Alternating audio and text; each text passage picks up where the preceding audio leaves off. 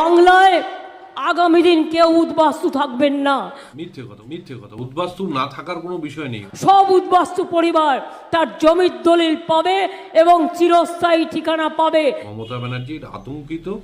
ইতিমধ্যেই 42,000 উদ্বাস্তু পরিবারকে আমরা জমির দলিল দিয়েছি, প্রিওর রাইট দিয়েছি। এখনো পশ্চিমবঙ্গে প্রায় 60,000-এর উপরে উদ্বাস্তু কলোনির সমস্যা মেটেনি, যেখানে দলিল দেওয়া হয়নি। মমতা ব্যানার্জি 12 বছরে পাট্টা দিচ্ছে। আমরা পাট্টা চাই না, পাট্টা ক্যান্সেল করে আমাদের নিঃশর্ত দলিল দিতে হবে কলোনির মানুষদের। নমস্কার প্রিয় দর্শক, আমি সোমা, বেঙ্গলবিট থেকে বাংলার হৃদয় স্পন্দন। প্রিয় দর্শক, মমতা ব্যানার্জি লোকসভা ভোটকে কেন্দ্র করে জেলায় জেলায় তিনি পাবলিক মিটিং করে বেড়াচ্ছেন এবং এই ভোটের হাওয়াকে গরম করার জন্য তিনি হামেশাই মিথ্যে কথা বলছেন।